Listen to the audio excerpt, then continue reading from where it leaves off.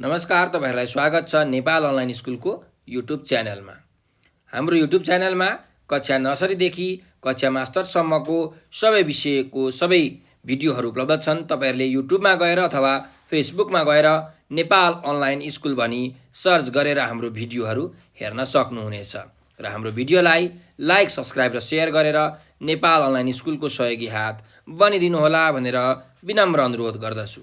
र आज म तपाईहरुलाई यो शिक्षक सेवा आयोगको जुन प्राथमिक तह छ त्यसको चाहिँ द्वितीय पत्रमा सोधिने जुन प्रश्न छ, वस्तुगत प्रश्नहरू, त्यसको चाहिँ उत्तरहरू गराउन गइरहेको छु। र आज चाहिँ म यो द्वितीय पत्रको जुन दुईटा खण्ड हुन्छ, खण्ड क र खण्ड ख, हैन, यो खण्ड ख को गणित शिक्षण भन्ने जुन एकाइ छ त्यो एकाइबाट चाहिँ आज म तपाईहरुलाई केही कुराहरू भन्न गइरहेको छु, केही कुराहरू गराउन गइरहेको छु। जम्मा जम्मी यो द्वितीय पत्रमा चाहिँ गणित शिक्षण भन्ने एकाइबाट चाहिँ 10 अङ्कको प्रश्न तपाईलाई सोधिन्छ है। र यसमा तपाईले यो ज्योमेट्री, ज्यामिति पढ्नुपर्ने हुन्छ, अङ्कगणित हैन, अर्थमेटिक पढ्नुपर्ने हुन्छ, बीजगणित अथवा भनौँ अल्जेब्रा पढ्नुपर्ने हुन्छ। त्यस्तै गणित शिक्षण सम्बद्ध जुन विषयहरू छन् त्यो विषयको बारेमा पनि चर्चा गर्नुपर्ने हुन्छ। त आज चाहिँ हामी ज्यामितिको बारेमा पढ्छौँ र त्यो ज्यामिति ज्योमेट्रीको बारेमा पढ्नुभन्दा अगाडि चाहिँ हामीहरू यो गणित विषय किन पढाउनु पर्छ त, यसको उद्देश्यहरू के हो त, त्यसको विषयमा चर्चा गर्छौँ। अब हेर्नुस् त, हाम्रो दैनिक जीवनमा चाहिँ हरेक व्यक्तिले जुन कामहरू गर्छन् त्यो कामहरूमा गणितको प्रत्यक्ष अथवा अप्रत्यक्ष रूपको चाहिँ संलग्नता भइरहेको हुन्छ। दैनिक जीवनमा पर्ने जुन आवश्यकता छ, दैनिक जीवनको जुन उपयोगिता छ हैन, त्यसमा यो चाहिँ गणितको एकदमै धेरै महत्त्व छ।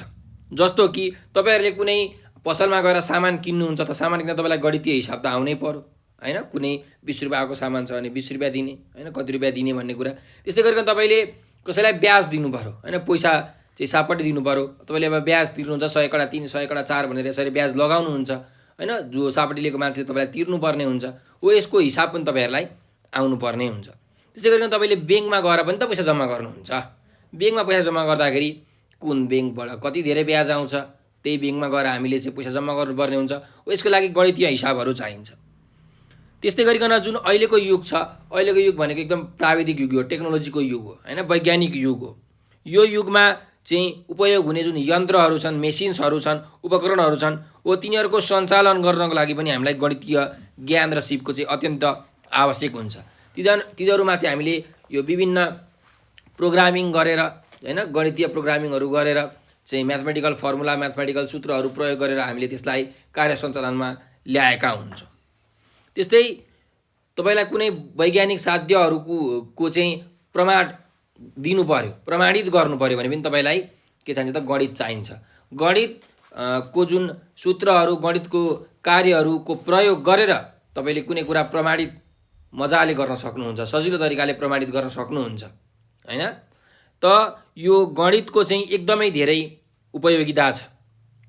जस्तो कि कुनै पनि एउटा बिजनेस संस्था छ, त बिजनेस संस्थाको चाहिँ हरेक वर्ष खर्च भइरहेको हुन्छ, उसले पैसा कमाइ पनि रहेको हुन्छ हैन, रेभेन्यू आइरहेको हुन्छ, पैसा कमाइ पनि रहेको हुन्छ, उसको लगानी हुन्छ। हो, अब यसको हिसाब गर्नको लागि उनीहरूले चाहिँ हरेक वर्षमा चाहिँ चार्टर एकाउन्टलाई बोलाउँछन्, सीएलाई बोलाउँछन्, सीएले सबै हिसाब गर्छन्। हो, त्यो हिसाब गर्नलाई पनि त हामीलाई गणित चाहिन्छ। हामीले हिसाब लेख्नलाई पनि हामीलाई गणितको ज्ञान हुनुपर्ने हुन्छ। त्यही भएर गणितको ज्ञान चाहिँ हामीलाई हरेक काम गर्दा हुनैपर्छ। प्रत्यक्ष रूपमा अथवा अप्रत्यक्ष रूपमा चाहिँ यो गणितको संलग्नता चाहिँ हरेक दैनिक कार्यमा हुन्छ। त गणित विषय किन पढ्नुपर्छ अथवा किन पढाउनुपर्छ त, गणित विषय शिक्षणका उद्देश्यहरू के हुन् त, त्यसको चाहिँ विषयमा अलिकति हामी कुरा बुझौँ है त। अब हेर्नुहोस् त, जुन गणितका विभिन्न प्रक्रियाहरू छन्, गणितका कामहरू छन्, गणितका प्राविधिक पदहरू छन्, धारणाहरू छन्, तिनीहरूको सार्थक ज्ञान हामीले लिनुपर्ने हुन्छ, हासिल गर्नुपर्ने हुन्छ, अनि मात्रै राम्ररी हामी काम गर्न सक्छौँ। त्यही भएर गणित विषय शिक्षणका उद्देश्य भनेको, ल लेख्नुहोस् त, पहिलो उद्देश्य के हुनसक्छ भन्दाखेरि गणितका प्रक्रियाहरू, त्यस्तै प्राविधिक पदहरू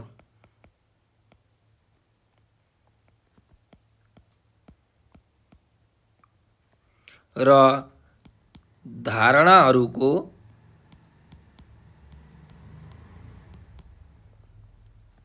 सार्थक ज्ञान हासिल गर्न, हैन?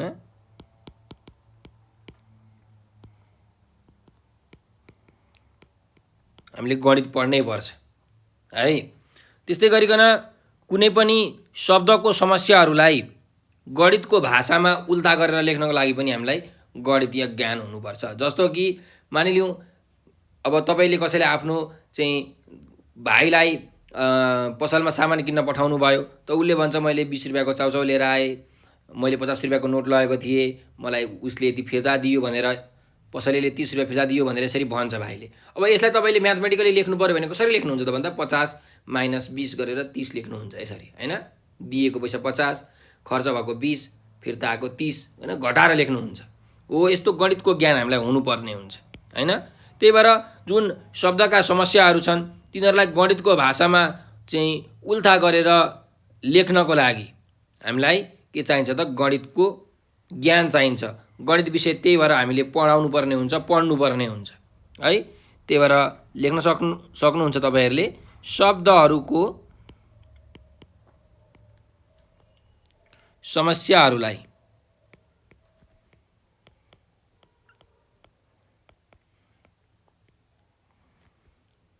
गणितको भाषामा उल्था गर्न।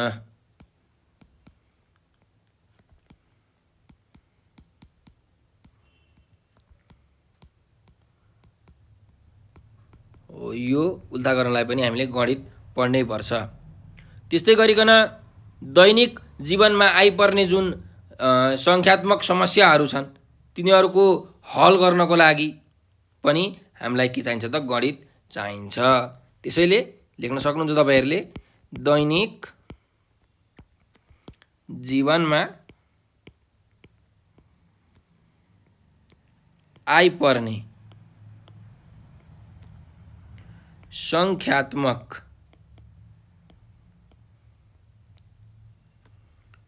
समस्याहरू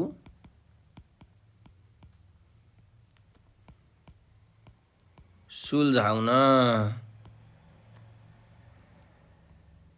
हामीले गणित विषय पढ्नै पर्छ। त्यस्तै गरिकन जुन गणितले तर्क दिन्छ, हैन? गणितको जुन एउटा भाषा हुन्छ, अङ्कको भाषा हुन्छ, हैन? यो गणितको तार्किक युक्तिहरू, हैन? यसको सुन्दरताको प्रशंसा गर्नको लागि, यसको क्रमको प्रशंसा गर्नको लागि पनि हामीलाई गणित शिक्षा पढ्नै पर्ने हुन्छ। त्यही भएर गणित विषयको जुन यो शिक्षणको उद्देश्य भनेको के हो भन्दाखेरि कुनै पनि गणितको तार्किक युक्तिहरू, क्रमहरू र यसको सुन्दरताहरूको चाहिँ प्रशंसा गर्नको लागि हामीलाई गणित पढ्नुपर्ने हुन्छ। त्यही भएर लेख्न सक्नुहुन्छ गणितको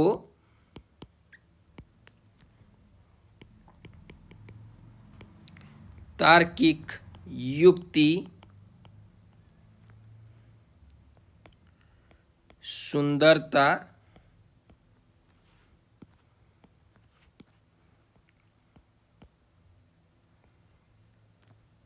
र क्रमको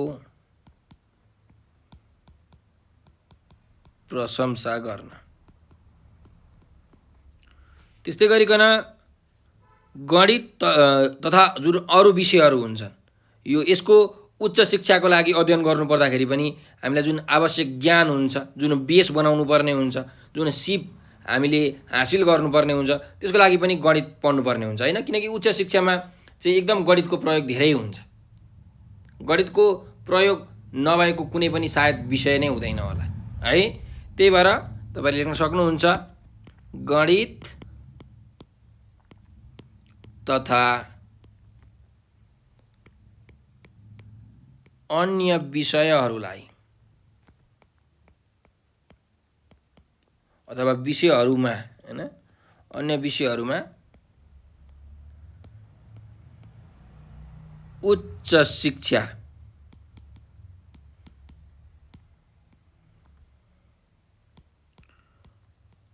अध्ययनका लागि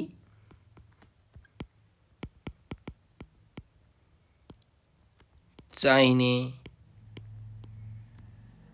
सिप ज्ञान हासिल गर्न हामीले गणित पढ्नुपर्ने हुन्छ है।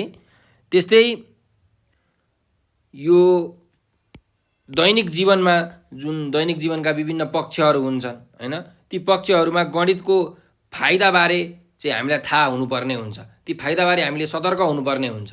त कसरी हामीलाई फाइदा हुन्छ भनेर हामीले गणितीय हिसाबले कामहरू गर्छौँ हैन। मान्छेको स्वभाव नै हो, मान्छेको प्रकृति नै हो कि उसलाई जब फाइदा हुन्छ तब मात्रै उसले काम गर्छ। त फाइदा घाटा हुने कुरा जुन थाहा पाउनको लागि उसलाई गणितको ज्ञान त चाहिन्छ।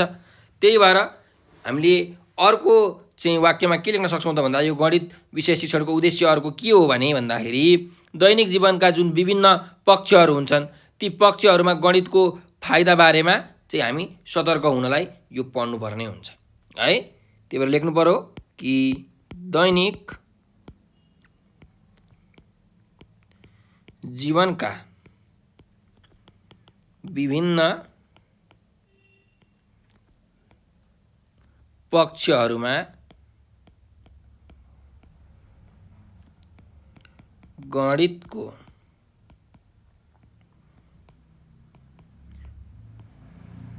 फाइदा बारेमा फाइदा थाहा पाउन अथवा फाइदा बारेमा सतर्क हुन चाहिँ हामीलाई के चाहिन्छ, गणितको शिक्षण चाहिन्छ है। ल यी चाहिँ गणित विषय पढ्नुको अथवा पढाउनुको चाहिँ मुख्य उद्देश्यहरू हुन्।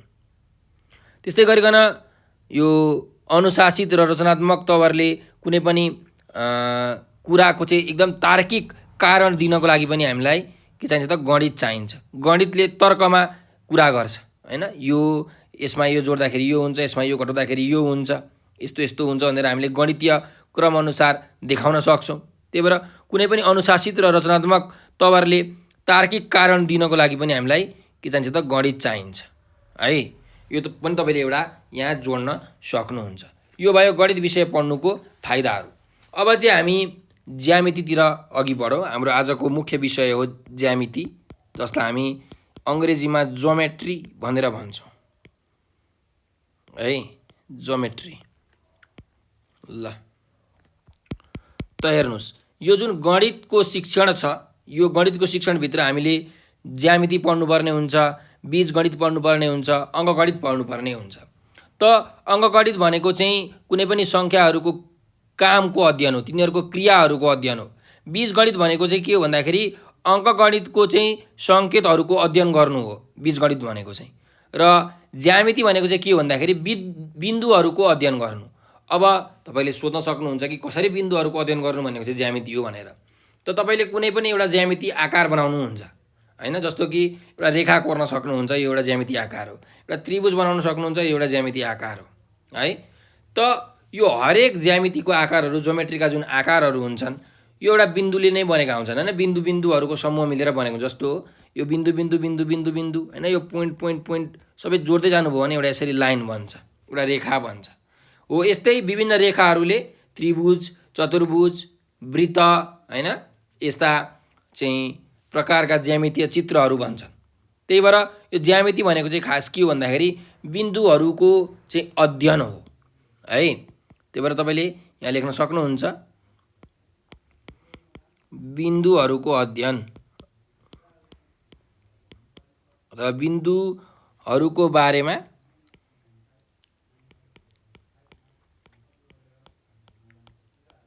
अध्ययन भनेको चाहिँ के हो त, यो ज्यामिति हो है। ज्यामितीय चित्रहरू चाहिँ बिन्दुहरूको के हुन्, समूह हुन्। अब यो ज्यामितिको चाहिँ सुरुवात कसरी गर्ने भन्दाखेरि अवलोकन गरेर, हेरेर। अब तपाईँहरूले घरमा विभिन्न प्रकारका सामानहरू ल्याउनुहुन्छ हो कि होइन। अब ती सामानहरूमा पनि ज्यामितीय चित्रहरू हुन्छन् नै। जस्तो कि तपाईँले एउटा तन्ना किनेर ल्याउनुहुन्छ, त कुनै तन्ना कुनै वर्ग सेपको हुनसक्छ होइन, वर्ग आकारको, आयात आकारको पनि हुनसक्छ, जस्तो चारपाटी हुनसक्छ होइन, जस्तो पनि हुनसक्छ। त एउटा कुनै आकार हुन्छ हो, त्यो आकारलाई नै हामी के भन्छौँ त, ज्योमेट्री भनेर भन्छौँ। त्यो फिगरको, त्यो चित्रको ज्योमेट्री अथवा ज्यामिति भनेको के हो त, त्यसको आकार हो है। त यो विद्यार्थीहरू चाहिँ ज्यामितीय संसारमा रहन्छन् पनि त्यसमै हुर्कन्छन्। अप्रत्यक्ष तथा प्रत्यक्ष रूपमा चाहिँ दैनिक जीवनमा यो ज्यामितिको प्रयोग भइरहेको हुन्छ। अब विद्यालय स्तरको ज्यामिति शिक्षणमा ज्यामितिका धारणाहरूको चाहिँ प्रयोगात्मक पुष्टि गर्न प्रयोग गर्ने र केही ज्यामितीय साध्यहरूको सैद्धान्तिक प्रमाण गराउने चाहिँ के हो त, यो ज्यामितिको उद्देश्य हो है। अब तपाईहरुले चाहिँ विद्यार्थीहरूलाई के गर्नु पर्यो भन्दाखेरि कुनै सामान देखाउनु पर्यो एउटा कुनै सामान जस्तो किताबै देखाउनु पर्यो। अब किताबलाई तपाईले बोर्डमा राखेर देखाउनु भयो भने एउटा चाहिँ आयातको चित्र बन्छ कि बन्दैन, त्यहाँ अगाडिबाट हेर्दाखेरि आयात जस्तो देखिन्छ, हो त्यो एउटा ज्यामितीय के हो त, चित्र हो, समतलीय ज्यामिति चित्र हो। त्यसैले यो ज्यामितीय धारणाहरू अमूर्त हुने हुँदाखेरि विद्यार्थीहरूलाई चाहिँ ज्यामितिको प्रारम्भिक धारणा कसरी प्रयोग गर्ने तिनीहरूलाई अवलोकन गर्ने, तिनीहरूलाई चाहिँ सामान्यीकरण गर्ने जुन प्रक्रियाहरू चाहिँ सिकाउनु पर्ने हुन्छ हामीले। अब यो ज्यामितीय चित्रहरूमा चाहिँ के पर्छन् त, हामीले जुन प्राथमिक तहमा पढ्नुपर्ने चित्रहरूमा चाहिँ यो त्रिभुज, चतुर्भुज र अर्को वृत्त पर्छ, ट्रायङ्गल, क्वाड्रिलेटरल र सर्कल है। त्यही भएर सुरुमा चाहिँ म ट्रायङ्गलमा जान्छु, त्रिभुजमा। त्रिभुज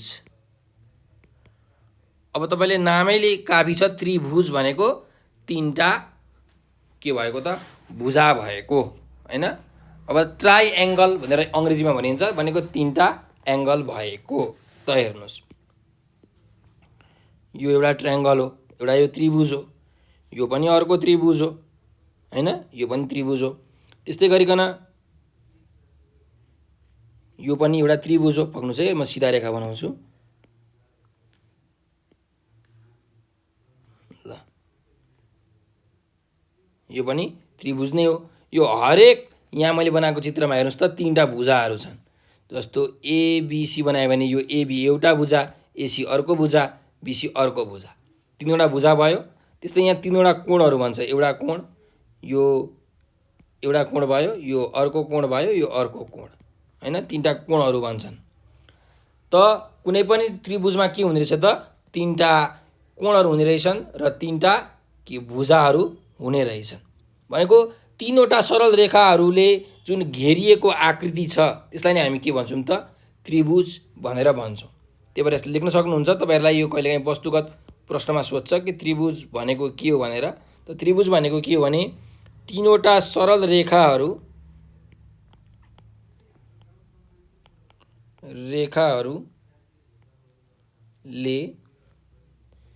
घेरिएर बनेको बन्द आकृति। बन्द हुन्छ नि है, यो त्रिभुज हेर्नुस् त बन्द हुन्छ नि, कहीँ पनि खुल्ला हुँदैन। अब यो त यसलाई तपाईले त्रिभुज त भन्नुहुन्न, यो त त्रिभुज होइन, यो त यहाँ गएर बन्द हुनै पर्यो यो पोइन्टमा गएर बन्द हुनै पर्यो। त्यही भएर हरेक त्रिभुज के हुन्छ त, बन्द हुन्छ। त्यही भएर तीनवटा सरल रेखाहरूले घेरिएर बनेको बन्द आकृतिलाई के भनिन्छ त, त्रिभुज भनेर भनिन्छ।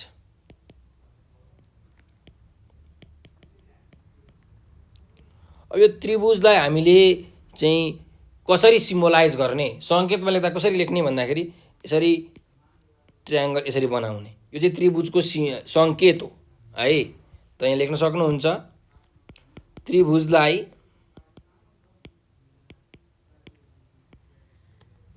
यस्तो सङ्केतले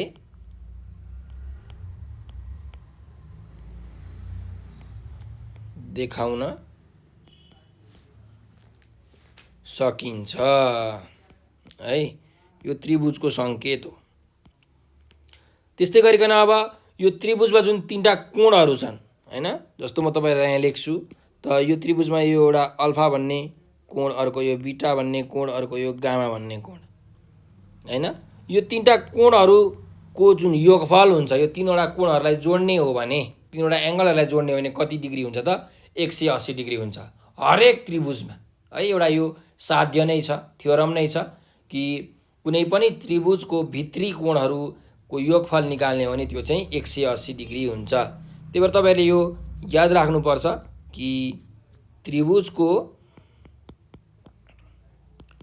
त्रिभुजको भित्री कोणहरूको योगफल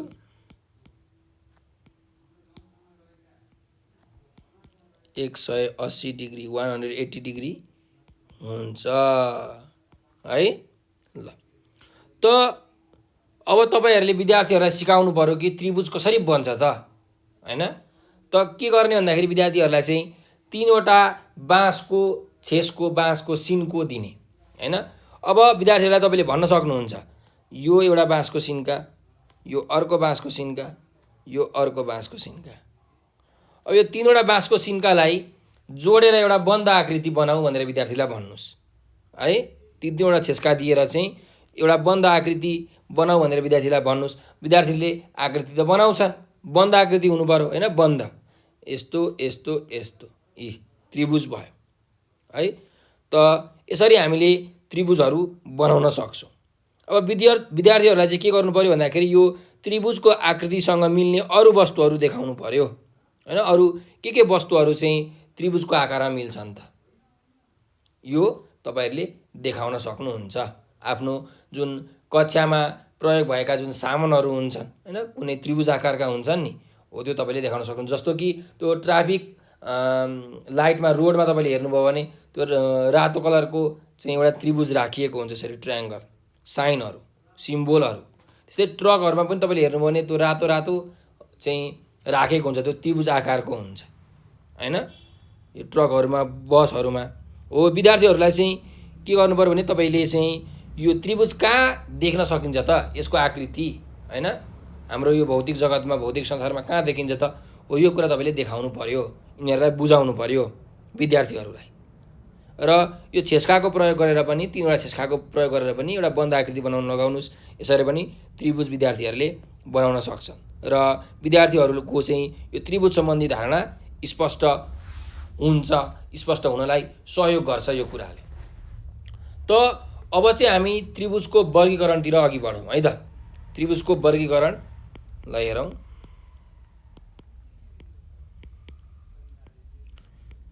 त्रिभुजको वर्गीकरण अब ट्रायंगलको चाहिँ के गरेको छ त क्लासिफिकेसन भन्छ यसलाई अंग्रेजीमा, क्लासिफिकेसन अफ ट्रायंगल। त्रिभुजको क्लासिफिकेसन हैन, वर्गीकरण।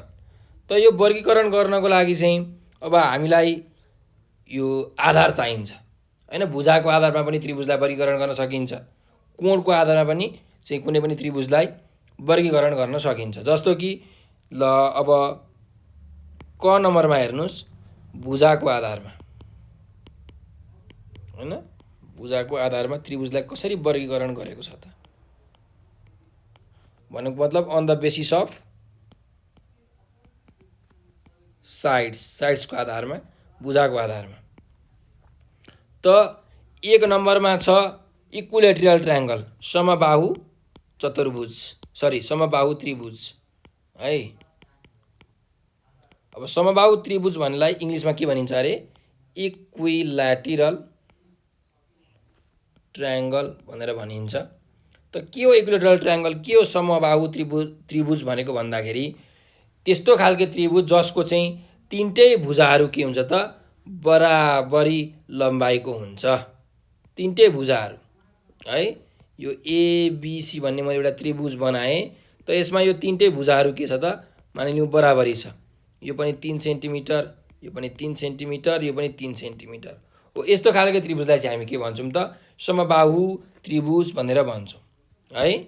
त तीनवटै भुजाको नाप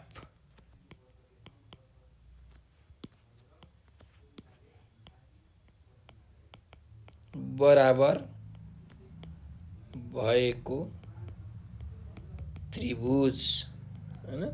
तीनवटै भुजाहरू चाहिँ बराबर नापको भएको हैन, बराबरी लम्बाइ भएको त्रिभुजलाई हामी के भन्छौँ त समबाहु त्रिभुज भनेर भन्छौँ। त यो चित्रमा यो जुन एबीसी भन्ने त्रिभुज छ यो समबाहु त्रिभुज हो। र समबाहु त्रिभुजमा चाहिँ हरेक कोण के हुन्छ त 60 डिग्री हुन्छ। यो कोण पनि, यो एङ्गल पनि, यो एङ्गल पनि र यो एङ्गल पनि 60 डिग्री हुन्छ। यो तिनटै एङ्गल 60 60 60 डिग्री हुन्छ। जोड्दाखेरि कति पुग्नु पर्यो त? 180 डिग्री पुग्नु पर्यो। त पुग्छ कि पुग्दैन? पुग्छ। 60 यहाँ 180 हो। त्यही भएर तपाईँले यहाँ लेख्न सक्नुहुन्छ 3 वटै भित्री कोण 60 डिग्री हुन्छ है। यो समबाहु त्रिभुजमा भित्रको सबै कोणहरू चाहिँ 60 डिग्री हुन्छ। त्यस्तै गरिकन अब अर्को जाउँ यो समद्विबाहु त्रिभुजमा है। समद्विबाहु त्रिभुज यो भुजाको आधारमा हेर्दै जाउँ है हामी। अब समद्विबाहु त्रिभुजलाई अङ्ग्रेजीमा चाहिँ हामी आइसोसेलेस ट्रायङ्गल भनेर भन्छौँ। त कस्तो खालको त्रिभुजलाई समद्विबाहु त्रिभुज भन्छ त, आइसोसेलेस ट्रायङ्गल भन्छ भन्दाखेरि कुनै पनि त्रिभुजको यदि दुईटा भुजा चाहिँ बराबरी छ भने त्यसलाई हामी समद्विबाहु त्रिभुज भनेर भन्छौँ है। अब जस्तो मानिलिउँ मैले यहाँ एउटा यो चित्र बनाएँ एबिसी भनेर। अब यो चित्रमा चाहिँ यो एबी र यो एसी बराबरी छ अरे मानिलिउँ हैन। एबी र एसी चाहिँ के छ अरे? बराबरी छ अरे। भनेको दुईटा भुजाको नाप चाहिँ के छ त? बराबरी छ। सो यो एबिसी भन्ने जुन त्रिभुज छ, जुन ट्रायङ्गल छ, यो के हो त? समद्विबाहु त्रिभुज हो हैन। भनेपछि लेख्न सकिन्छ कि दुईवटा भुजाको नाप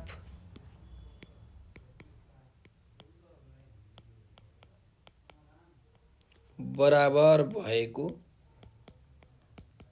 त्रिभुज चाहिँ समद्विबाहु त्रिभुज हो है।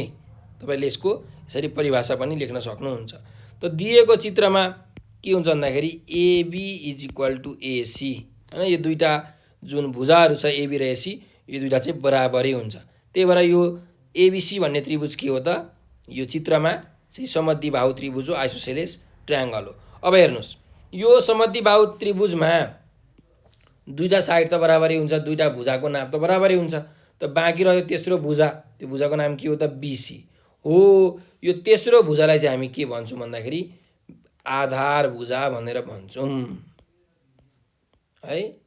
आधार भुजा भन्नुको मतलब यसलाई बेस भन्न सकिन्छ, अङ्ग्रेजीमा यसलाई बेस भनिन्छ। त कुनै पनि समद्विबाहु त्रिभुजमा चाहिँ आधारमा बनेका कोणहरू के हुन्छन् त? बराबरी हुन्छन्। आधारमा बनेका कोणहरू है, एउटा यो कोण हैन, अर्को यो कोण। यो दुईटा कोणहरू चाहिँ के हुन्छन् त? बराबरी हुन्छन्। यो चाहिँ 50 डिग्री भयो भने यो पनि 50 डिग्री हुन्छ। यो 70 डिग्री भयो भने यो पनि 70 डिग्री हुन्छ है। यी कोणहरूको नापहरू के हुन्छ त? बराबरी हुन्छ। आधारमा बनेका जुन कोणहरू हुन्छन् त्यो चाहिँ बराबरी नापका हुन्छन्। त्यो तपाईँले यहाँ लेख्न सक्नुहुन्छ समद्विबाहु त्रिभुजमा के हुन्छ त? आधारमा बनेका दुईवटा कोणहरू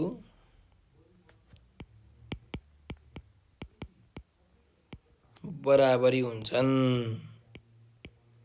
है। ल यो भयो समद्विबाहु त्रिभुजको कुराकानी। अब अर्को जाउँ 3 नम्बरमा विषमबाहु त्रिभुज भनेर भन्छौँ हामी। विषमबाहुलाई चाहिँ अङ्ग्रेजीमा स्केलेनी भनेर भन्छ हैन। विषमबाहु त्रिभुज अथवा यसलाई स्केलेनी ट्रायङ्गल भनेर पनि भनिन्छ। त यो विषमबाहु त्रिभुज भनेको कस्तो खालको त्रिभुज हो भने यदि कुनै पनि त्रिभुजको तीनटै भुजाहरू चाहिँ बेग्ला बेग्लै नापको छन्, कुनै पनि भुजाहरू चाहिँ बराबरी छैनन् भने त्यस्तो खालको त्रिभुजलाई चाहिँ हामी के भन्छौँ त? विषमबाहु त्रिभुज भनेर भन्छौँ। जस्तो कि एउटा मैले यहाँ चित्र बनाएँ हो, यो यमएनओ। त यमएनओ भन्ने जुन त्रिभुज छ यो विषमबाहु त्रिभुज हो। अब यसको तीनटै चाहिँ भुजाको नाप बराबरी छैन। जस्तो अब मानिलिउँ यो चाहिँ 4 सेन्टिमिटर छ, यो चाहिँ 2 सेन्टिमिटर छ अरे यमएन भन्ने साइड, यमएन भन्ने भुजा, र यो 6 सेन्टिमिटर छ अरे है। त यो जुन भुजा छ, यो जुन त्रिभुज छ यमएनओ भन्ने त्रिभुज, यो चाहिँ समद्विबाहु त्रिभुज हो, के अरे विषमबाहु त्रिभुज हो, स्केलेनी ट्रायङ्गल हो है। भनेपछि समद्विबाहु त्रिभुज भनेको कस्तो खालको त्रिभुज रहेछ त, कुनै पनि भुजाहरू बराबरी नभएको त्रिभुज, यो चाहिँ विषमबाहु त्रिभुज हो हैन। अब यसमा चाहिँ यो यमएन भन्ने भुजा, त्यस्तै ओएन भन्ने भुजा र ओएम भन्ने भुजा, यो तीनटै भुजाहरू बराबरी हुँदैनन्, एक आपसमा बराबरी हुँदैनन्। त्यही भएर मैले यहाँ नट इक्वल टु भनेर लेखेको। बराबरीको साइन भनेको यो बराबरी छ भनेको, यसले यसरी काट्दिएपछि बराबरी छैन भनेको है। त यी भुजाहरूको नाप चाहिँ बराबरी हुँदैन विषमबाहु त्रिभुजमा है। यो कुरा तपाईहरुले याद राख्नुस्। कुनै पनि भुजाको नाप बराबर नभएको त्रिभुजलाई हामी विषमबाहु त्रिभुज भनेर भन्छौं है। ल अब यो त हामीले भुजाको आधारमा त्रिभुजको चाहिँ वर्गीकरण गरेका थियौं। अब कोणको आधारमा पनि हामी वर्गीकरण गरौं है। कोणको आधारमा, एंगलको आधारमा, कोणको आधारमा हेर्ने हो भने यहाँ लेख्न सकिन्छ अन द बेसिस अफ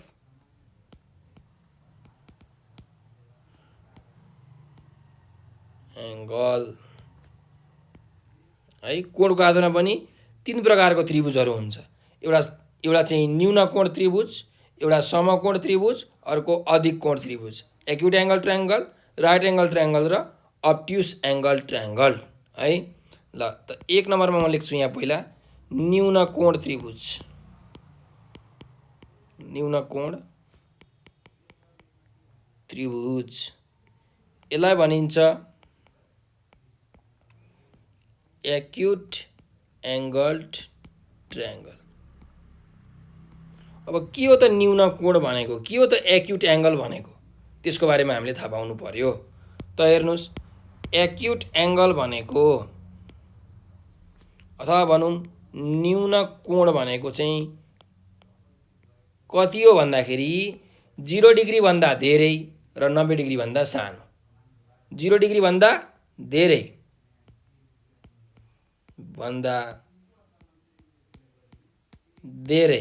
तर 90 डिग्री भन्दा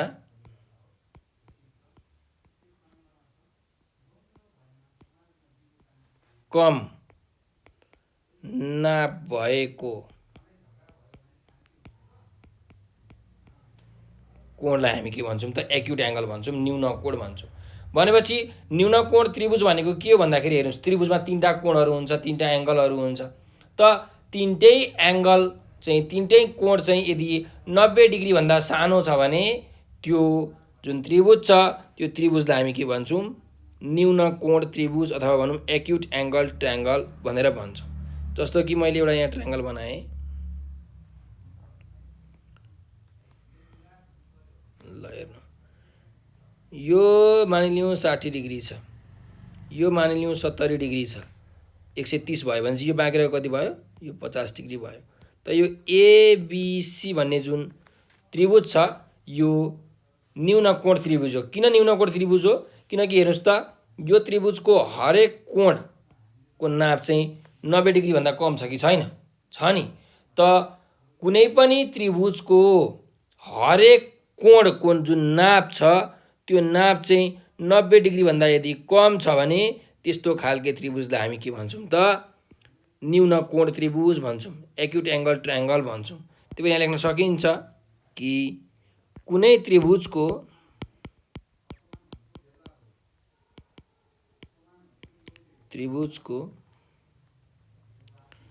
तीनवटै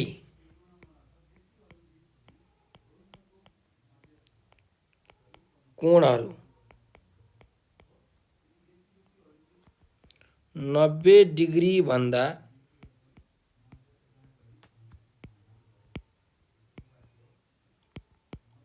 कम छन् भने त्यस्तो त्रिभुजलाई के भनिन्छ?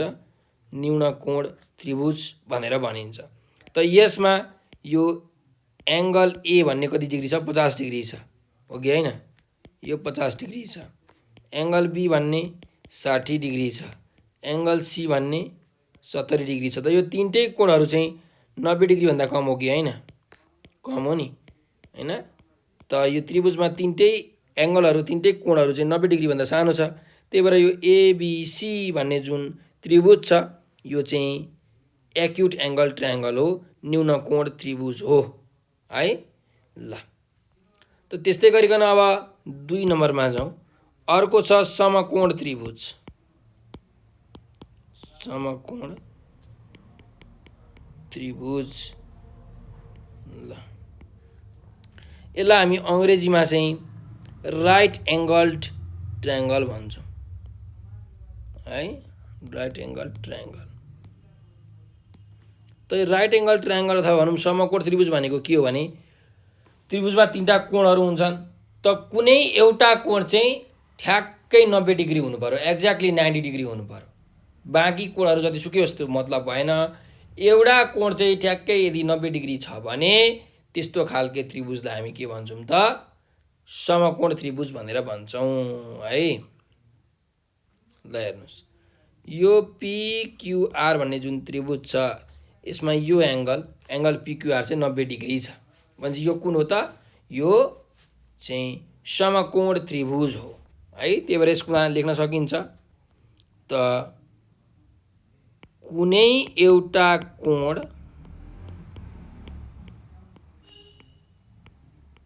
कुनै एउटा एंगल चाहिँ ठ्याक्कै एक्ज्याक्टली 90 डिग्री हुनुपर्छ है। कुनै एउटा कोण चाहिँ ठ्याक्कै 90 डिग्री हुनुपर्छ। यस्तो खालके चाहिँ त्रिभुजलाई हामी के भन्छौँ त? समकोण त्रिभुज भन्छौँ। यो 90 डिग्री हुन्छ भनेपछि अब बाँकी रहेको जुन कोणहरू हुन्छ त्यो कति कति डिग्री हुन्छ होला हेर्नुस् त। अब यो कोण र यो कोण, अब यो कोण 90 डिग्री हुन्छ कि हुँदैन? कहिले पनि हुँदैन है। किनकि हेर्नुस् त यो दुईटा कोण जोड्ने बित्तिकै कति भयो? 180 डिग्री भयो। 90 र 90 जोड्दाखेरि भनेपछि यो कति 0 डिग्री हो त? होइन। यहाँ त 0 डिग्री भनेको त एंगलै नबन्नु हो। यो मानिलिउँ 2 डिग्री हो अरे, 2 डिग्री। 0 डिग्री भनेको एउटा यो लाइन छ, यो रेखा छ, यो रेखामाथि अर्को रेखा रातो रेखा यसरी गएको छ भने यो कालो र रातो रेखा बीचको जुन एंगल छ, जुन कोण छ त्यो चाहिँ 0 डिग्री हुन्छ। त यहाँ त त्यस्तो छैन। त्रिभुजमा त तीनटा भुजा हुनै पर्यो हो। त्यही भएर यदि त्रिभुजमा कुनै पनि एउटा कोण चाहिँ 90 डिग्री छ भने बाँकी दुईटा कोणहरू चाहिँ 90 डिग्री भन्दा सानो सानो हुन्छन् हैन। जति पनि हुन सक्छन् तर 90 डिग्री चाहिँ हुँदैन। 90 डिग्री भन्दा सानो सानो हुन्छ। जस्तो मानिलिउँ यो 30 डिग्री हुन सक्छ, यो 60 डिग्री हुन सक्छ हैन। अब तपाईले जोड्नु भयो भने 60, 30 अनि 90 यो तीनटा जोड्नु भयो भने 180 डिग्री पुग्छ। यसो जसरी पनि त्रिभुजमा चाहिँ 180 डिग्री पुग्नुपर्छ है। त्रिभुजको भित्री कोणहरूको योगफल निकाल्दाखेरि 180 डिग्री पुग्नुपर्छ। त अहिले हामीले के हेर्दै थियौँ त भन्दा समकोण त्रिभुज हेर्दै थियौँ। समकोण त्रिभुजमा चाहिँ के हुनुपर्छ अरे त? कुनै एउटा कोण चाहिँ ठ्याक्कै 90 डिग्री हुनुपर्छ। र एउटा कुरा याद राख्नुस्, यो समकोण त्रिभुजमा जुन यो पीआर भन्ने भुजा छ, यसमा जुन यो पीआर भन्ने भुजा छ 90 डिग्रीको उल्टो भुजा है। 90 डिग्रीको उल्टो भुजा यो चाहिँ जहिले पनि अरू भुजाहरू भन्दा ठुलो हुन्छ। यो पीक्यू भन्ने भुजा भन्दा पनि यो ठुलो हुन्छ र यो पीआर भन्ने भुजा चाहिँ क्यूआर भन्ने अर्को भुजा भन्दा पनि ठुलो हुन्छ। यो दुईटै भुजा भन्दा के हुन्छ त? यो ठुलो हुन्छ है। यो पीआर भन्ने जुन भुजा छ यो भुजा भनेको के हो त? 90 डिग्रीको उल्टोमा पर्ने भुजा हो है। त 90 डिग्रीको ठ्याक्कै उल्टोमा पर्ने जुन भुजा छ त्यो भुजा चाहिँ अरू बाँकी रहेका भुजाहरू भन्दा के हुन्छ त? ठुलो हुन्छ समकोण त्रिभुजमा है। र हामीलाई यहाँ थाहा छँदैछ यो एङ्गल पिक्युआर, पिक्युआर भन्ने एङ्गल जुन छ यो चाहिँ कति डिग्री छ, यहाँ यो चित्रमा हेर्ने भने 90 डिग्री छ। त्यही भएर यो पिक्युआर भन्ने जुन त्रिभुज छ यो समकोण त्रिभुज हो। त्यस्तै गरिकन अब तेस्रो प्रकारको त्रिभुजमा जाउँ है। कोणको आधारमा हामी हेर्दैछौँ त्रिभुजको वर्गीकरण। त अर्को छ अधिक कोण त्रिभुज। अधिक कोण त्रिभुज। त अधिक कोण त्रिभुजलाई हामी अङ्ग्रेजीमा अब्ट्युस एङ्गल्ड ट्रायङ्गल भनेर भन्छौँ। अब के हो त अब्ट्युस एङ्गल ट्रायङ्गल भनेको? अधिक कोण भनेको के हो त? त्यो त हामीले थाहा पाउनु पर्यो। त हेर्नुहोस्, अधिक कोण भनेको के हो भने कुनै पनि त्रिभुजमा भएको एउटा कोण चाहिँ 90 डिग्री भन्दा ठुलो हुनु पर्यो र 180 डिग्री भन्दा सानो हुनु पर्यो। भनेपछि अधिक कोण भनेको कस्तो खालके कोण हो? यो अधिक कोण भनेको त्यस्तो खालके कोण हो जुन 90 डिग्री भन्दा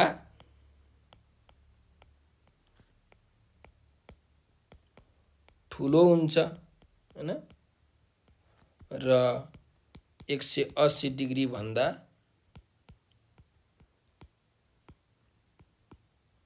कम हुन्छ। त्यसलाई यसरी लेख्न सकिन्छ। हेर्नु, अब कोणलाई मैले थीटा लेखेँ त अधिक कोण भनेको के हुन्छ त? जहिले पनि यो थीटा भन्ने जुन कोण छ यो चाहिँ अधिक कोण हो। यो चाहिँ 90 डिग्री भन्दा ठुलो हुन्छ। त 90 डिग्री भन्दा के हो त? यो ठुलो छ है। त्यस्तै यो थीटा भन्ने जुन अधिक कोण छ यो चाहिँ 180 डिग्री भन्दा के छ त? सानो छ है। यसरी गणितीय हिसाबमा म्याथमेटिकल्ली यसरी हामीले लेख्न सक्छौँ हैन। म्याथमेटिकल्ली हामीलाई यदि देखाउनु पर्यो भने यसरी हामीले देखाउन सक्छौँ कि 90 डिग्री भन्दा ठुलो र 180 डिग्री भन्दा सानो कोणलाई चाहिँ हामी के भन्छौँ त? अधिक कोण भनेर भन्छौँ।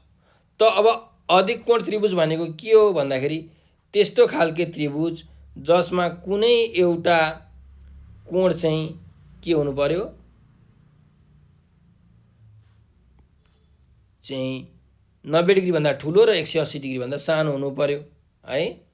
त यहाँ हेर्नुहोस्, यो कोण चाहिँ मानिलिउँ न 120 डिग्री छ है। 120 डिग्री छ। यो कोण 30 डिग्री छ। यो कोण पनि 30 डिग्री छ। त यो एउटा के हो त? अधिक कोण त्रिभुज हो। किनकि यसमा एउटा कोण जुन 120 डिग्री छ यो भनेको 90 डिग्री भन्दा ठुलो हो र 180 डिग्री भन्दा सानो हो है। त्यही भएर यो त्रिभुज भनेको अधिक कोण त्रिभुज हो। त्यसरी तपाईँ यहाँ लेख्न सक्नुहुन्छ कुनै एउटा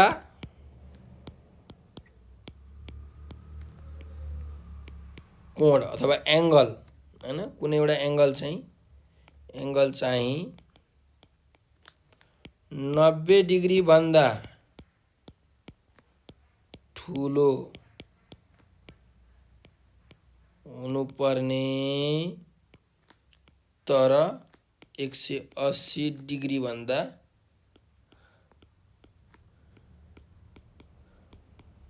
सानो हुनुपर्ने, यो चाहिँ के हो त? अधिक कोण त्रिभुज हो। अब हेर्नुहोस्, जस्तो मैले एउटा रेखा बनाएँ है र यहाँ माथि अर्को एउटा कालो यो नीलो कलरको रेखा बनाएँ।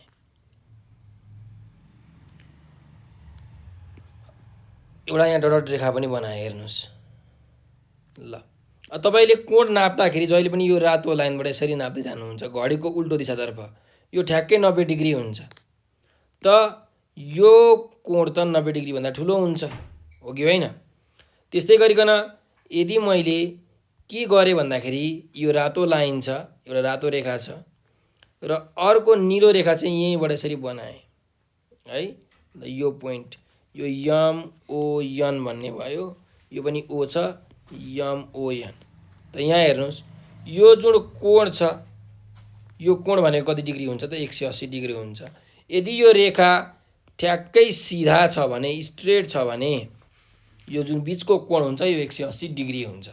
त कुनै पनि त्रिभुजमा एउटा कोण चाहिँ 180 डिग्री भन्दा सानो र 90 डिग्री भन्दा ठुलो छ भने त्यस्तो खालके कोणलाई हामी अधिक कोण भन्छौँ। अब्ट्युस एङ्गल भनेर भन्छौँ। त त्यस्तो खालके त्रिभुज जसमा कुनै एउटा कोण चाहिँ 180 डिग्रीभन्दा सानो छ र 90 डिग्रीभन्दा ठुलो छ भने त्यस्तो खालके त्रिभुजलाई हामी के भन्छौँ त अधिक कोण त्रिभुज भनेर भन्छौँ है। यसरी हामीले चाहिँ यहाँ यो त्रिभुजको वर्गीकरण गऱ्यौँ हैन, भुजाको आधारमा र अर्को चाहिँ कोणको आधारमा। त तपाईहरु मलाई भन्नुहोस् कि यो एउटा त्रिभुज छ, यो 60 डिग्री, यो पनि 60 डिग्री, यो पनि 60 डिग्री, तीनटै कोण चाहिँ 60-60 डिग्री छ। त यो कुन त्रिभुज हो?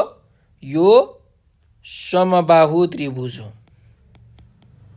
है, इक्विलेटरल ट्रायंगल हो। प्लस यो अर्को कुन पनि त्रिभुज हो? कोणको हिसाबले हेर्ने हो भने यो न्यून कोण त्रिभुज पनि हो, किनकि यो त्रिभुजमा भएका सबै कोणहरू हेर्नुस् त तीनटै 60-60 डिग्री छ भनेको तीनटै कोणहरू चाहिँ 90 डिग्री भन्दा सानो छ कि छैन? छ। त यो एउटा के हो त न्यून कोण त्रिभुज पनि हो। त्यही भएर यसलाई हामी समबाहु त्रिभुज र न्यून कोण त्रिभुज दुईटै भन्न मिल्छ है। त्यस्तै गरिकन यहाँ हेर्नुस्, यो एउटा त्रिभुज छ, यो एङ्गल चाहिँ 90 डिग्री छ, PQR भन्ने त्रिभुज है। अनि यसको यो दुईटा भुजाहरू चाहिँ के छ त बराबरी छ, यो PQ र QR भन्ने भुजा चाहिँ बराबरी छ। त यो कुन त्रिभुज हो? यो समद्विबाहु त्रिभुज हो। कुन त्रिभुज हो?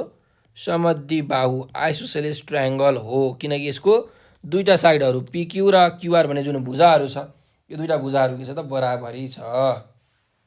त्यस्तै गरिकन यो त्रिभुजमा एउटा एङ्गल कति छ त 90 डिग्री पनि छ। त यो त्रिभुजलाई हामी कोणको आधारमा के भन्छौँ त समकोण त्रिभुज पनि भन्छौँ है। त यो त्रिभुज PQR भन्ने त्रिभुज चाहिँ समद्विबाहु त्रिभुज पनि हो र अर्को कुन हो त समकोण त्रिभुज पनि हो।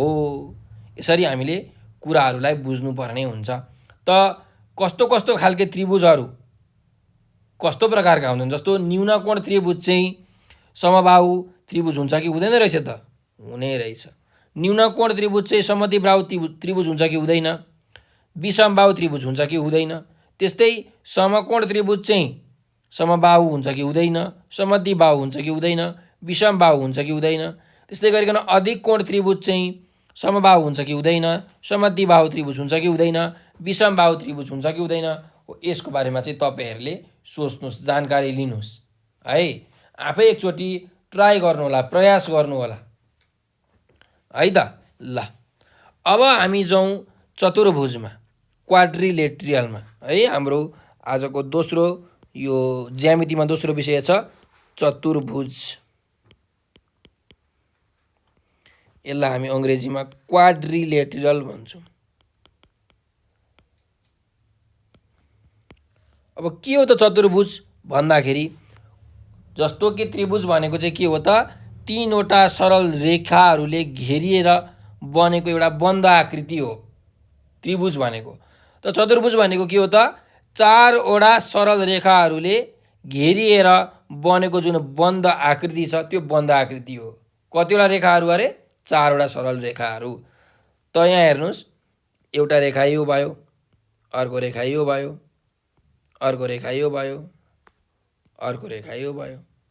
त यो ABCD भन्ने जुन चित्र छ यो के हो त? यो चतुर्भुजको चित्र हो, किनकि यसमा चारवटा भुजाहरू छन्। त्यही भएर लेख्न सक्नुहुन्छ तपाईले चारवटा सरल रेखाहरूले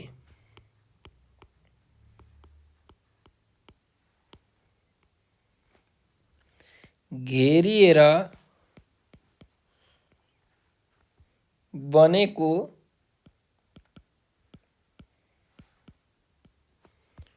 बन्द आकृति है।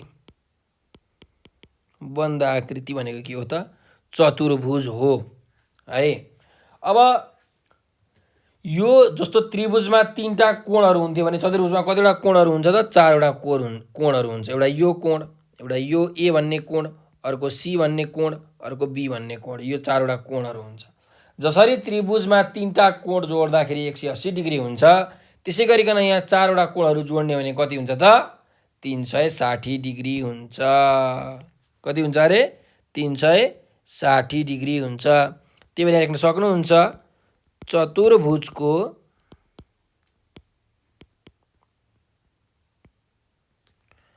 आन्तरिक अथवा लेख्न सक्नुहुन्छ भित्री, हैन? आन्तरिक अथवा भित्री, आन्तरिक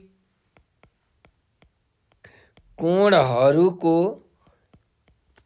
योगफल 360 डिग्री हुन्छ। यो ए भन्ने कोणको नाप, बी भन्ने कोणको नाप, सी भन्ने कोणको नाप र डी भन्ने कोणको नाप तपाईँले जोड्नु भयो भने 360 डिग्री हुन्छ है। अब यो जुन विद्यार्थीहरू छन्, विद्यार्थीहरूलाई चाहिँ चतुर्भुजको चाहिँ धारणालाई स्पष्ट पार्नु छ भने के गर्नु सक्नुहुन्छ भने तपाईँहरूले 4वटा छेस्का दिन सक्नुहुन्छ। त 1, 2, 3, 4वटा यसरी बाँसको छेस्काहरू दिनु। अब यो 4वटा छेस्काबाट चाहिँ एउटा बन्द आकृति बनाउनु भनेर भन्नु, हैन? त यो 4वटा छेस्काबाट बन्ने बन्द आकृति भनेको के हुन्छ त? चतुर्भुज हुन्छ। अब विद्यार्थीलाई यो बनाएको आकृति कस्तो खालके हो, यसलाई के भनिन्छ भनेर यसरी चतुर्भुजको चाहिँ परिचय दिन लगाउनुहोस् है त। अब हामीले चाहिँ यो चतुर्भुजको वर्गीकरण बारे हेरौँ है। चतुर्भुजलाई पनि कसरी वर्गीकरण गरेको छ भने भुजा र कोणको आधारमा चाहिँ एकैचोटि मिलाएर वर्गीकरण गरिएको छ यो चतुर्भुजलाई। त तपाईहरुले यो सुन्दै आउनु भएको छ हैन, आयात हैन, रेक्टेंगल भनेर भन्छ जसलाई, त्यस्तै वर्ग हैन, अनि यो समलम्ब चतुर्भुज, समानान्तर चतुर्भुज, समबाहु चतुर्भुजको बारेमा तपाईहरुले जानकारी लिइसक्नु भएको छ। अब यहाँ हेरौँ त ती भनेका के हुन् त। अब हेर्नु त चतुर्भुजको वर्गीकरण, क्लासिफिकेसन अफ क्वाड्रिलेटरल।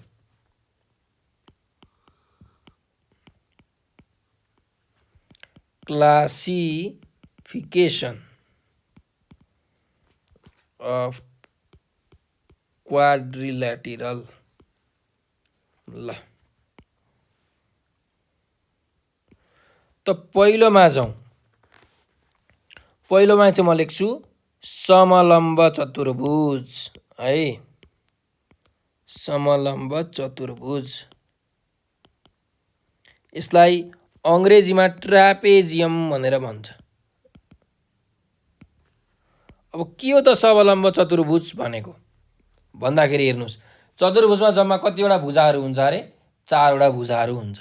त कुनै दुईवटा भुजाहरू, दुईवटा सम्मुखका भुजाहरू हैन, चाहिँ उल्टो भुजाहरू, आम्ने सामनेका भुजाहरू चाहिँ यदि समानान्तर छन्, प्यारलल छ भने त्यस्तो खालको चतुर्भुजलाई हामी समलम्ब चतुर्भुज भनेर भन्छौँ है। जस्तो कि यो एउटा भुजा भयो है, पक्नुस् म सिधा रेखा बनाउँछु। यो एउटा भुजा भयो, यो अर्को भुजा भयो,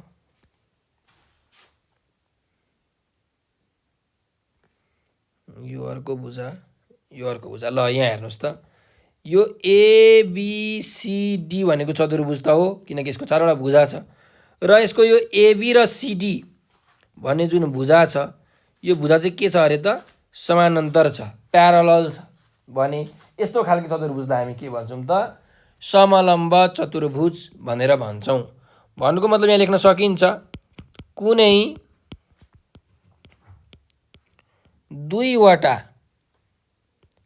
सम्मुख अथवा आम्ने सामनेका भुजाहरू हैन, सम्मुख भनेको चाहिँ आम्ने सामनेको भन्न खोजेको, कुनै दुईवटा आम्ने सामनेको भुजा अथवा सम्मुख भुजा समानान्तर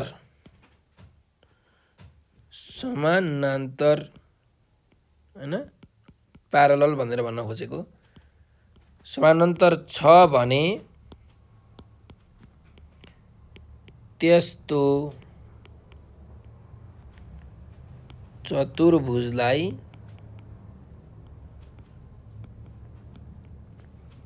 समलम्ब चतुर्भुज भनिन्छ। समलम्ब चतुर्भुज भनिन्छ। अब यो समलम्ब चतुर्भुजमा जुन समानान्तर रेखाहरू छन् एबी र सिडी, यिनीहरूलाई चाहिँ के भनिन्छ त? आधार भनेर भनिन्छ। यो सिडीलाई यो एबीलाई के भनिन्छ त? आधार भनेर भनिन्छ है। यो चतुर्भुजको के हो त? आधार हो, बेस हो। त्यस्तै गरिकन जुन बाँकी रहेका भुजाहरू छन् हैन, यो एडी र यो बीसी भन्ने भुजा छ, यो एडी र बीसी भन्ने भुजालाई चाहिँ के भनिन्छ त? पादहरू भनेर भनिन्छ है। यो पनि पाद हो, यो पनि पाद हो। त कुनै पनि समलम्ब चतुर्भुजमा भएका चाहिँ सम्मुखमा भएका समानान्तर रेखाहरूलाई हामी आधार भन्छौँ भने जुन बाँकी रहेका भुजाहरू छन्, जुन समानान्तर भुजाहरू छैनन्, तिनीहरूलाई चाहिँ हामी पाद भनेर भन्छौँ है। ल, यो थियो समलम्ब चतुर्भुजको कुरा। अब अर्कोमा जाउँ, समानान्तर चतुर्भुज। समानान्तर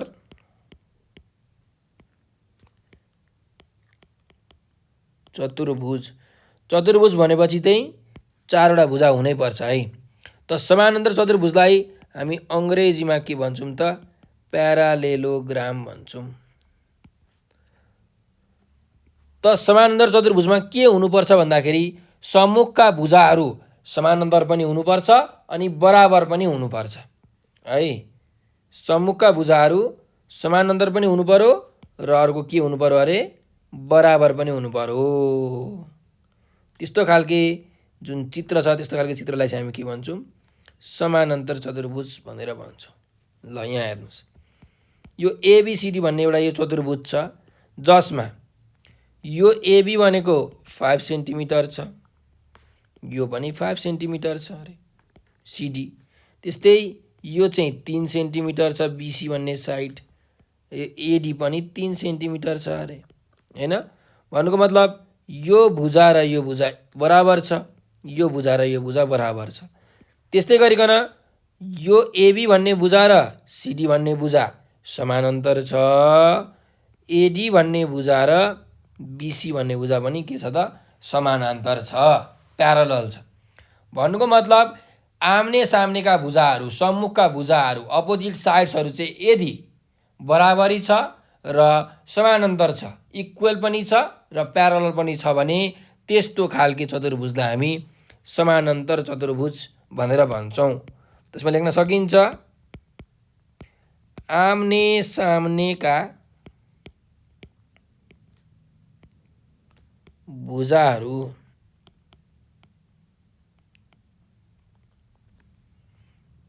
समानान्तर र बराबर हुन्छन् है। समानान्तर पनि हुन्छन् र बराबरी पनि हुन्छन्। त्यस्तै गरिकन अब यो चतुर्भुजमा चाहिँ हेर्नुहोस् है, समानान्तर चतुर्भुजमा के हुन्छ भन्दाखेरि जुन उल्टो एङ्गलहरू हुन्छन् यो बराबरी हुन्छ। उल्टो कोणहरू, आम्ने सामनेका कोणहरू बराबरी हुन्छन्। अब यो 80 डिग्री भयो भने यो पनि 80 डिग्री नै हुन्छ है। त्यस्तै गरिकन यो कोण चाहिँ 100 डिग्री भयो भने यो पनि 100 डिग्री नै हुन्छ।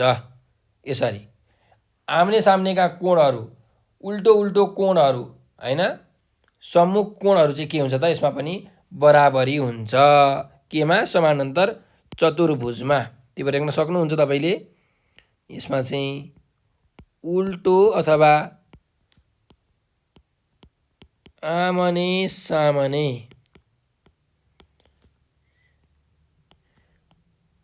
भएका कोणहरू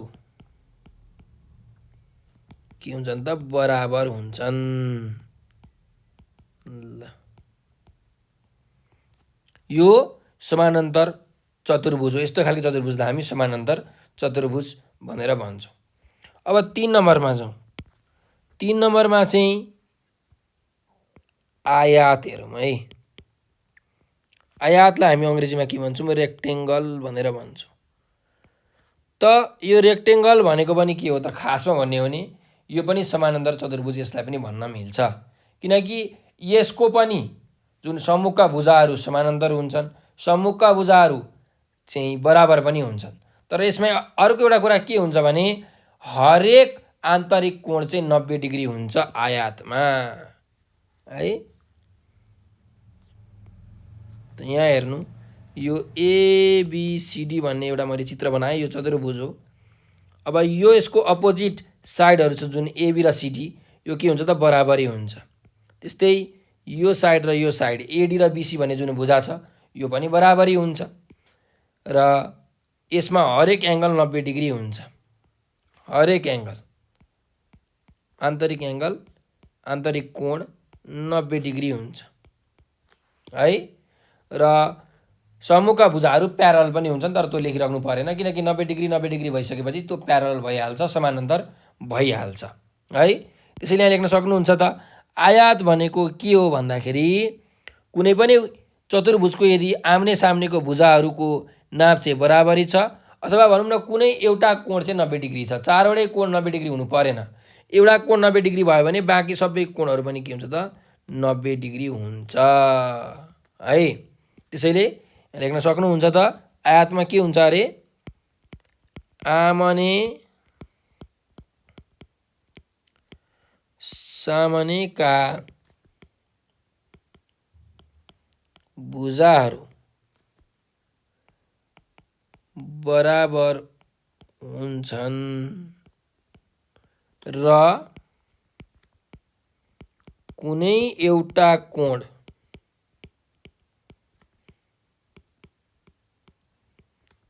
90 डिग्री हुन्छ है। कुनै एउटा कोण चाहिँ के हुन्छ त 90 डिग्री हुन्छ, अथवा हरेक कोणहरू 90 डिग्री हुन्छ भनेर लेख्दा पनि हुन्छ। कुनै एउटा कोण 90 डिग्री भइसकेपछि अरू सबै कोणहरू पनि 90 डिग्री हुन्छ। जस्तो यो 90 डिग्री भयो भने यो पनि 90 डिग्री नै हुन्छ, किनकि यो सम्मुखका जुन कोणहरू हुन्छन्, एङ्गलहरू हुन्छन्, त्यो पनि यसमा के हुन्छ त बराबरी नै हुन्छ आयातमा पनि।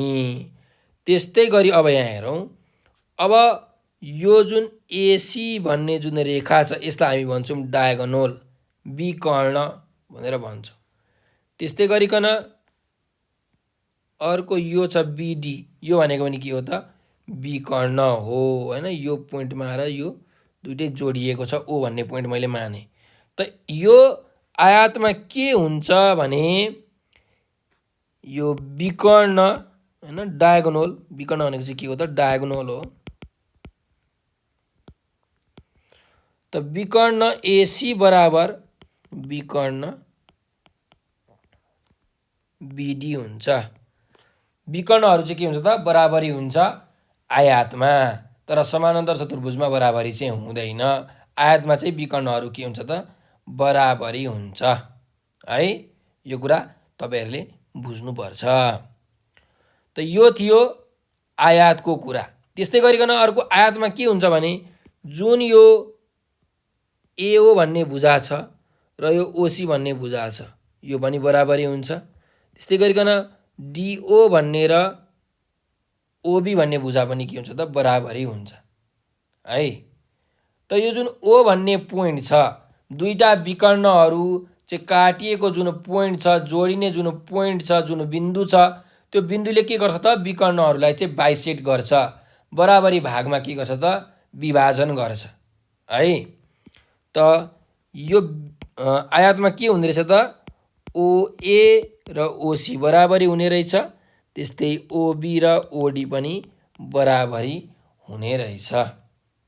यसरी हामीले लेख्न सक्छौं। कुनै पनि दुईटा विकर्णहरू चाहिँ जोडिएको बिन्दुबाट अथवा कुनै पनि दुईटा विकर्णहरू जोडिएको बिन्दुले चाहिँ के गर्छ त विकर्णहरूलाई दुईटा बराबरी भागमा विभाजन गर्छ भनेर हामीले यसरी लेख्न सक्छौं है। यो भयो आयातको कुरा। अब अर्को जाउँ वर्गमा। वर्ग भनेको चाहिँ के हो त स्क्वायर हो। त स्क्वायरमा के हुन्छ, वर्गमा के हुन्छ त सबै भुजाहरू बराबरी हुन्छन्। सबै भुजाहरू एबीसीडी छ नि, यो यो यो यो चारवटै भुजाहरू के हुन्छ त बराबरी हुन्छ यो वर्गमा हैन। त लेख्न सक्नुहुन्छ 4 वटै भुजाहरू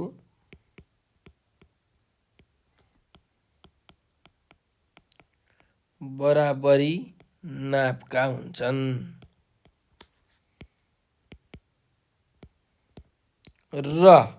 र के हुन्छ भने यसमा पनि हरेक कोण 90 डिग्री हुन्छ। यो 90 डिग्री हुन्छ, यो पनि 90 डिग्री नै हुन्छ, यो पनि 90 डिग्री नै हुन्छ, यो पनि 90 डिग्री हुन्छ। हरेक कोण चाहिँ 90 डिग्री हुन्छ। अथवा भनौँ कुनै एउटा कोण 90 डिग्री हुन्छ।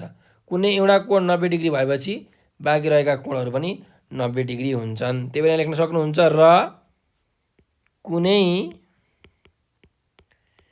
एउटा आन्तरिक कोण हैन, भित्री कोण चाहिँ के हुन्छ त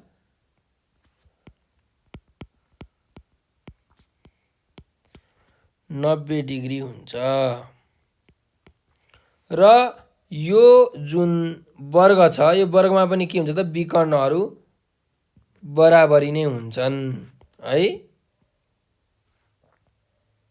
ल यो पोइन्ट ओ भने यसमा पनि विकर्णहरू बराबरी हुन्छन् र जुन यो दुईटा विकर्णहरू काटिने बिन्दु छ ओ भन्ने बिन्दु, यो ओ भन्ने बिन्दुले के गर्छ भन्दाखेरि विकर्णहरूलाई दुईटा बराबरी भागमा विभाजन पनि गर्छ, ठ्याक्कै आयात जस्तो है। यो साइड ओए भन्ने भुजा र ओसी भन्ने भुजा बराबरी हुन्छ। त्यस्तै यो भुजा ओडी र ओबी भन्ने भुजा पनि बराबरी हुन्छ। त हामी यहाँ लेख्न सक्छौँ यो त एउटा वर्ग हो, यो वर्गमा चारवटै साइड बराबरी हुन्छ। सुरुमा त्यो लेखौँ, एबी बिसी सिडी डिए यो चारवटै भुजाहरू बराबरी हुन्छ। त्यस्तै गरिकन यो ओए र ओसी बराबरी हुन्छ, ओबी र ओडी बराबरी हुन्छ। त आयातमा जस्तो हुन्छ वर्गमा पनि त्यस्तै हुन्छ। फरक यति मात्रै हो कि आयातमा आम्ने सामनेका भुजाहरू बराबरी हुन्छन् भने वर्गमा चाहिँ सबै भुजाहरू के हुन्छन् त बराबरी हुन्छन् है। त्यस्तै गरिकन अब अर्को जाउँ नम्बर 5 मा। यो नम्बर 5 मा चाहिँ हामीले यो समबाहु चतुर्भुजको बारेमा पढौँ है। समबाहु चतुर्भुज यसलाई हामी अङ्ग्रेजीमा चाहिँ रोम्बस भनेर भन्छौँ है, रोम्बस। त समबाहु चतुर्भुज भनेको कस्तो चतुर्भुज हो भने जुन आम्ने सामनेका चाहिँ यो भुजाहरू छन् ती समानान्तर हुन्छन् नै है। आम्ने सामनेका भुजाहरू समानान्तर त हुन्छन् नै। त्यस्तै गरिकन यसमा हरेक भुजाहरू के हुन्छ त बराबरी हुन्छ। एबिसिडी भनेपछि यसमा चारवटै भुजाहरूको नाप चाहिँ के हुन्छ बराबर हुन्छ। त चारवटै भुजाहरूको नाप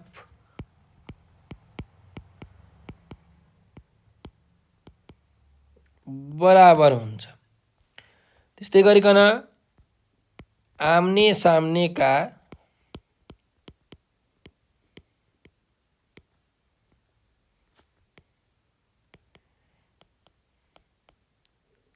भुजाहरू समानान्तर हुन्छन्, प्यारलल हुन्छन् है, समानान्तर हुन्छन्।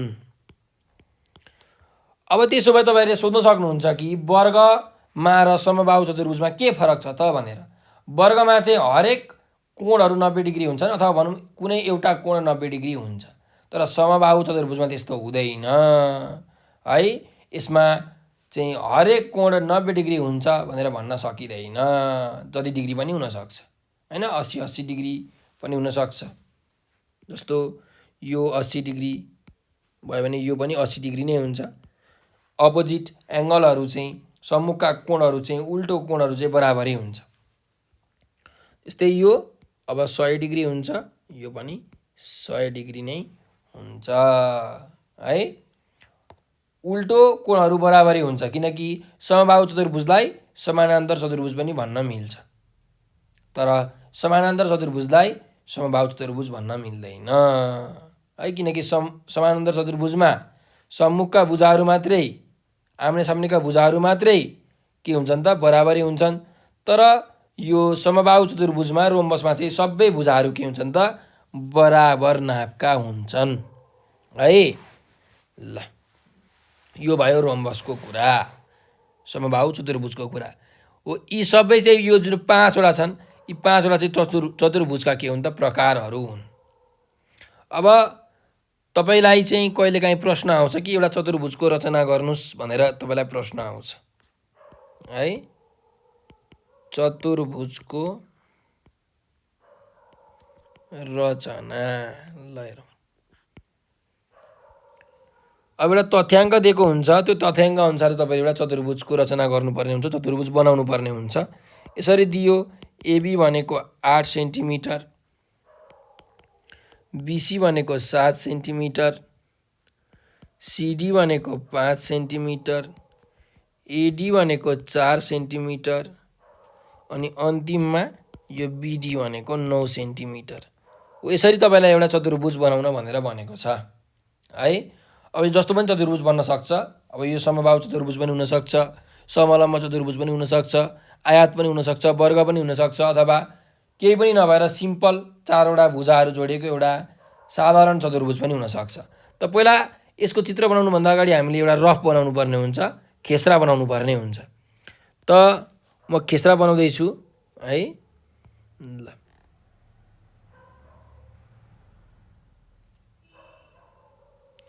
यो 5 सेन्टिमिटरवाला सिडी भयो। त्यस्तै बिडी भनेको चाहिँ 9 सेन्टिमिटर छ।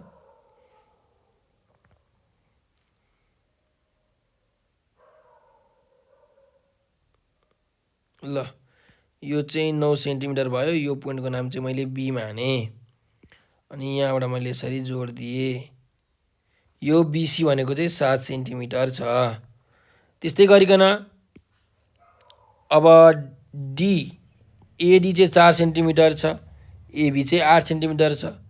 त यहाँबाट यो 8 सेन्टिमिटर भनेको अलिकति लामो भयो हैन,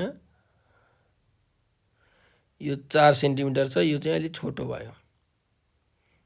यो ए पोइन्ट यो चाहिँ 4 सेन्टिमिटर छ अरे है, 4 सेन्टिमिटर, यो चाहिँ 8 सेन्टिमिटर छ अरे हो। यस्तो खालको एउटा खेसरा बनाउनुहोस् तपाईँले हैन आफ्नो कपीमा।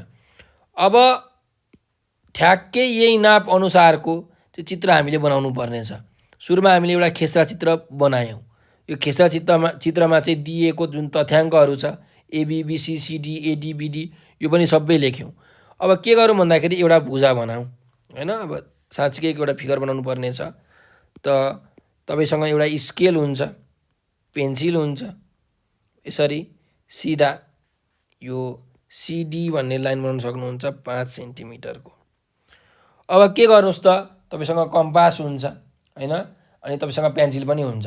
त कम्पासमा पेन्सिल घुसाउनुहोस्। अब हामीलाई यो बिडी भन्ने साइड बनाउनु पर्ने छ, यो विकर्ण बनाउनु पर्ने छ जुन 9 सेन्टिमिटरको छ। त यो सिडी भन्ने पोइन्टबाट चाहिँ तपाईँले यसरी एउटा 9 सेन्टिमिटरको एउटा पहिला लामो लाइन तान्नु यसरी है, अनि कम्पासमा 9 सेन्टिमिटर तानेर यसरी च्वाट्ट काट्नु है। यो चाहिँ 9 सेन्टिमिटर भयो यो पोइन्ट।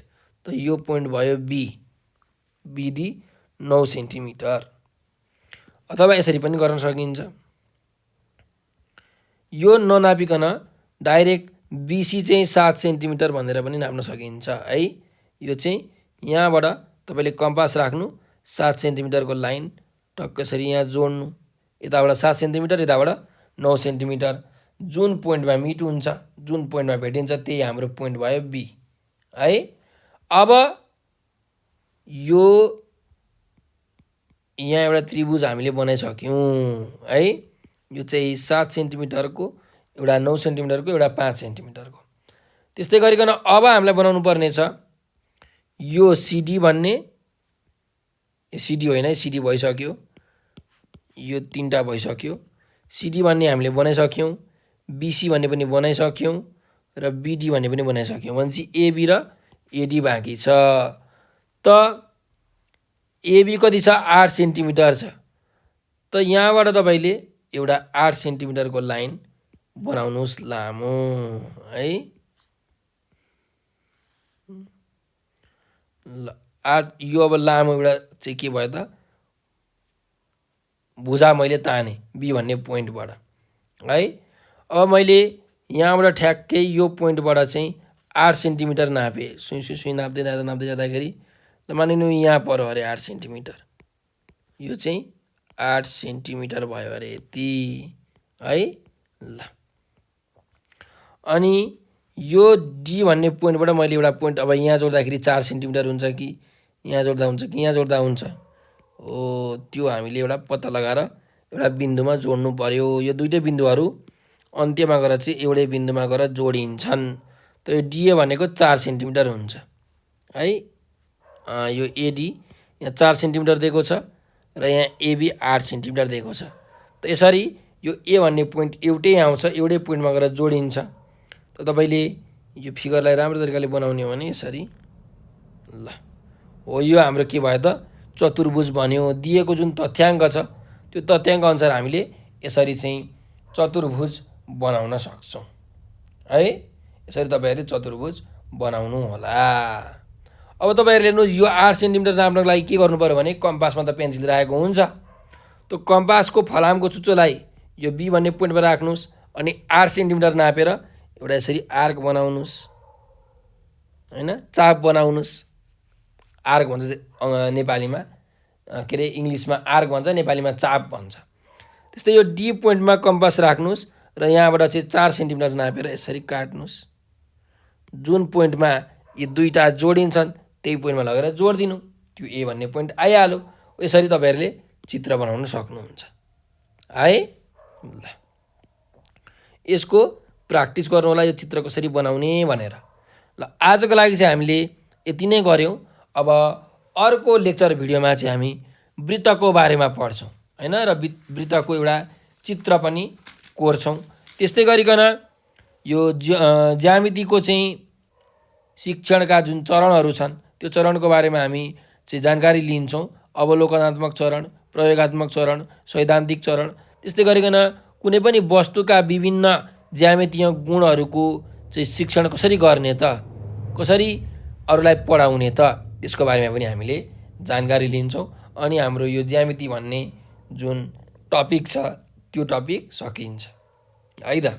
ल त तपाईहरुलाई यो भिडियो कस्तो लाग्यो कमेन्टमा प्रतिक्रिया दिन नबिर्सनु होला र एउटा नम्बर टिप्नुहोस् 98 4 95 95 8 95 9849595895।